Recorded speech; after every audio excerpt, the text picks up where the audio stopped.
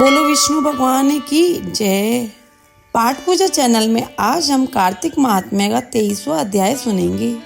कार्तिक महात्म्य के अध्याय 23 में हम ये जानेंगे कि तुलसी और आंवले के वृक्ष की महिमा कितने दिव्य और पाप नाशक है। तुलसी के पौधे में भगवान विष्णु का निवास माना गया है और इसके पूजन से मनुष्य जन्म मरण के चक्र से मुक्त हो सकता है। वहीं आंवले के वृक्ष में भी भगवान विष्णु का वास बताया गया है और इसकी छाया में भोजन व पूजन से पापों को नाश होता है। इस अध्याय में तुलसी और आंवले की पूजा विधि तथा उनके पूजन से प्राप्त होने वाले पुण्य फल का वर्णन है। चलिए सुनते हैं 23वां अध्याय। नारद जी ने राजा पृथु से कहा, हे राजन, इसी कारण के उद्यापन से तुलसी की जड़ में भगवान विष्णु की पूजा की जाती है। तुलसी का मूल प्रदेश भगवान विष्णु को प्रसन्न करने वाला है। हे राजन, तुलसी का पौधा जिस घर में वर्तमान है वह घर तीर्थ स्वरूप है और उस घर में यम के दूत कभी नहीं आते। सब पापों का नाश करने वाला, अभिष्ट फल को देने वाला है। जो मनुष्य तुलसी का पौधा लगाता है वह यमराज को नहीं देखता। भगवती नर्मदा का दर्शन, गंगा स्नान व तुलसी के पौधों का सत्संग, यह तीनों पुण्यप्रद है। तुलसी का पौधा लगाने से, सींचने से, दर्शन से और तुलसी को छूने से कामिक, वाचिक, मानसिक आदि संपूर्ण पाप नष्ट हो जाते हैं। जो प्राणी तुलसी के दल से भगवान शंकर का पूजन करते हैं वह पुण्य गर्भ में नहीं जाते, निसंदेह वे जीवन मुक्त हो जाते हैं।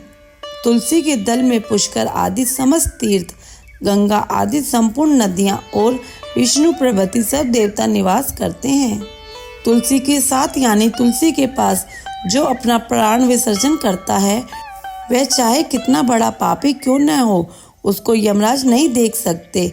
हे राजन, जो लोग तुलसी के काष्ठ का चंदन लगाते हैं वह सहज ही मोक्ष को प्राप्त हो जाते हैं। उनके द्वारा किए गए पाप भी उनके शरीर को स्पर्श नहीं कर पाते हैं।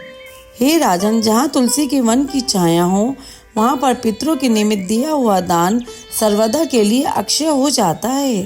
हे राजन, आंवले की वृक्ष की छाया में जो प्राणी पिंडदान करते हैं उनके पितर यदि नरक की यातना भी भोग रहे हों तो भी मुक्त हो जाते हैं।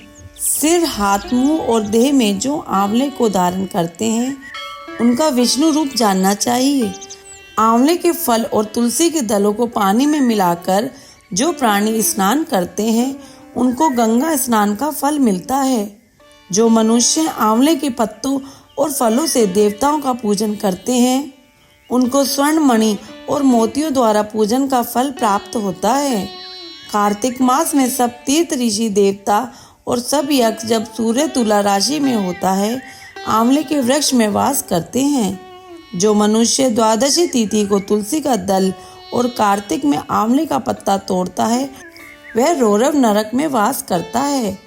जो कार्तिक में आंवले की छाया में बैठकर भोजन करता है उसके अंत संसर्ग में सब दोष नष्ट हो जाते हैं।